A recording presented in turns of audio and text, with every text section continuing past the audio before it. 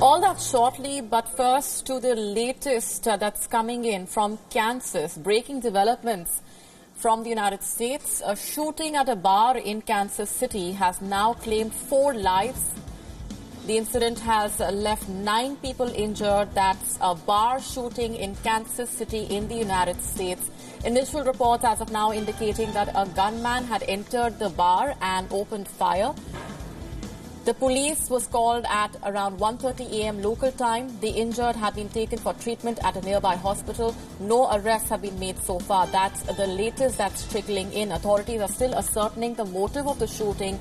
Investigations continue into also whether there was more than one shooter. But Kansas City's bar shooting, the latest addition to a number of shootings that have taken place just in the last few months in the United States. The latest one coming in from Kansas, where a shooting at a bar has left 4 people dead, 9 people injured, as per the initial figures. And the latest reports telling us that a gunman had entered the bar and opened fire there in Kansas. The police was called at around 1:30 a.m. local time. As of now, no arrests have been made. Investigations continue. The police is trying to figure out the motive of the shooting and whether there was more than one shooter. The gunman opened fire at a Kansas City bar, and the matter was brought to the police's notice at about 1:30 a.m. local time. That's just a short while back. 9 people have been fatally injured. 4 have lost their lives.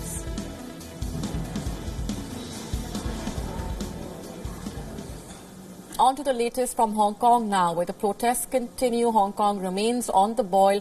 Protesters have now braved adverse weather conditions once again to take to the streets, challenging the ban on face masks. That's the latest flashpoint.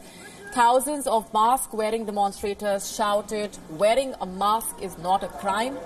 This as the court rejected a second attempt to block a ban on the face masks. The protesters clashed with the anti-riot police personnel while the police fired tear gas on demonstrators marching towards the police headquarters in central Hong Kong.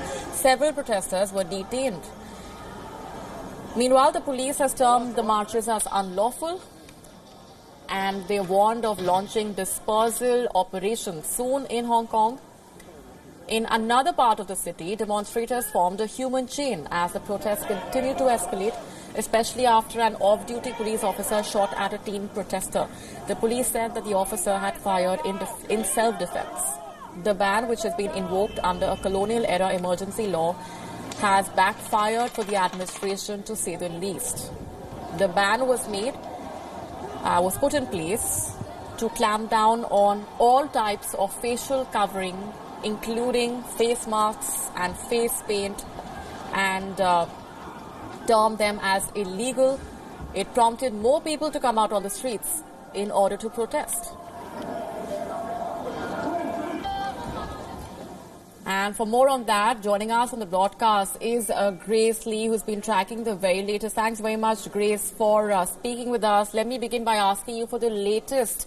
As you continue to track the protests, about 18 weeks of demonstrations now, the face masks have been the latest flashpoint. Give us a better sense of what the protesters are telling you at this point.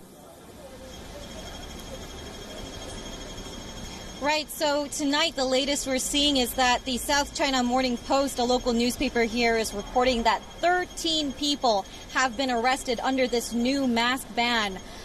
And it's not clear yet what's going to happen to them. It seems like they may face additional charges for unlawful assembly as well.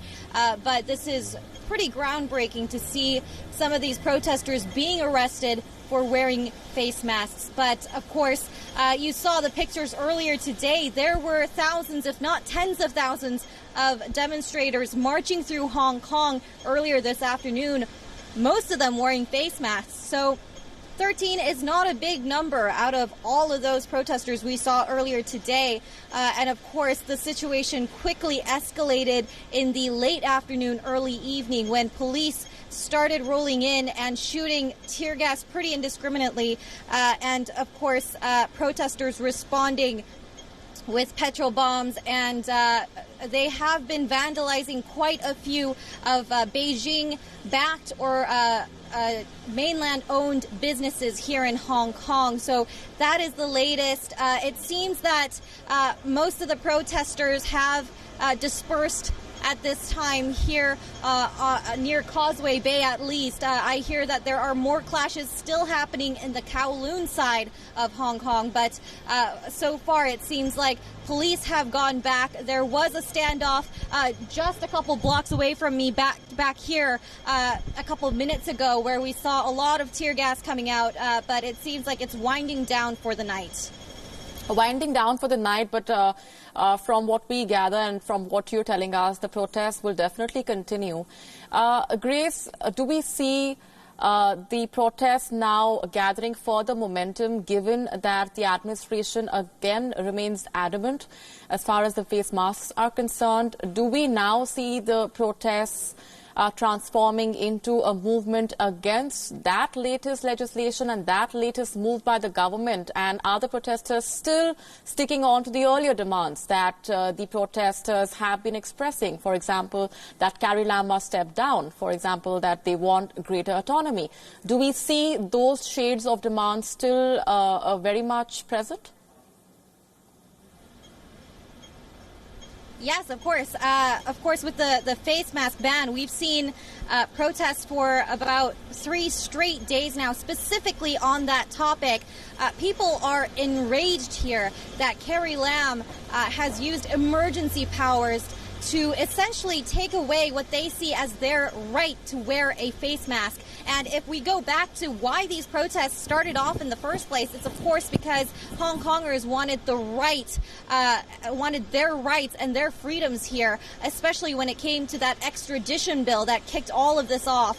It wasn't really about the extradition bill. It was about what they believed to be creeping influences from China and Hong Kong's government trying to take away their freedoms. So, you know, the latest with Carrie Lam's government's move to put this ban into effect has certainly shaken up protesters. But of course, they say, like we saw earlier today, it's not going to stop them from taking to the streets and marching, even with a face mask on, because they were already facing charges of unlawful assembly by just being on the streets and by marching. So a face mask ban isn't going to change any of that.